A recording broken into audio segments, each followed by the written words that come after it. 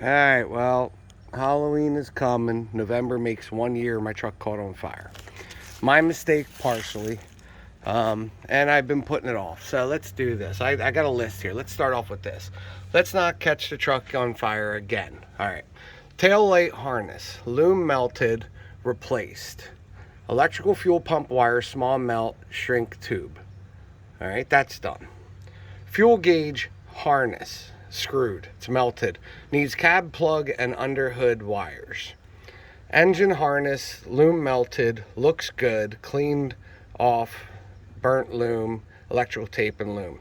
So I got lucky. The loom saved me. It is all cleaned up. Fuel pressure regulator needs adjusting. I don't know why I wrote adjustable. I need an adjustable one.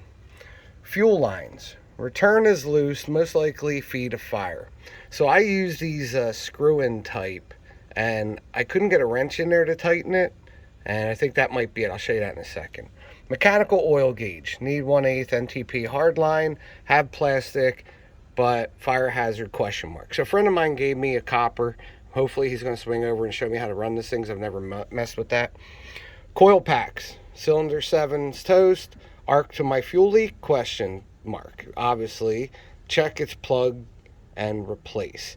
So if you saw my video of the fire, I think what happened was the fuel line was loose, and that created the fumes under the hood. So it wasn't an actual fire where it was physical fuel liquid. I think it was the fumes is what ignited.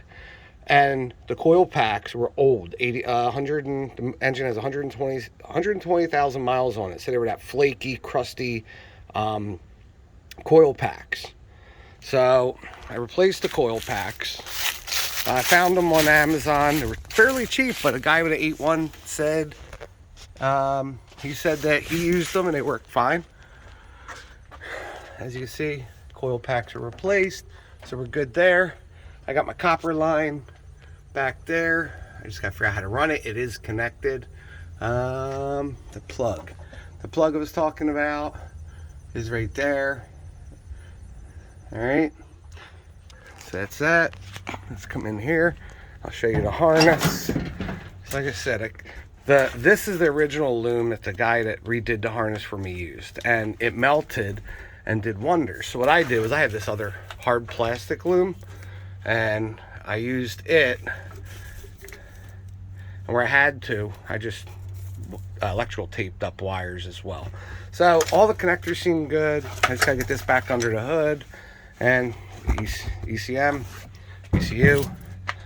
All right, so another thing I want to point out. So today, my philosophy is do one thing. You do one thing, you've got one thing less to do. So I picked this up off of, I forget if it was Facebook or ck5.com. But here I have it in the cab. I do have dual tanks. Well, had. So they both rotted out. I haven't replaced the second one yet. Going high pressure. A few pumps. I need to figure all that out. There is a document on Facebook. But anyway, so I got to change this. What was really cool, I didn't know about this, so I need this half. I don't need it in the cab. So we're going to do this one-handed. You can see it moving. All right, hold on. Anyway, here we're back. So it unplugs. That's great, right? And this is what I need. I need this plug, and I need this, which goes in the cab. And I didn't want to have to worry about doing any of these wires. But then I found out, look, it unplugs as well. So I'm not going to be touching inside the cab at all. So today, my goal is to pop this out of the cab, put this new one in, take this, cut the wires, and solder, shrink tube, and clean it up. So that's where I'm going next. Let's get somewhere with it.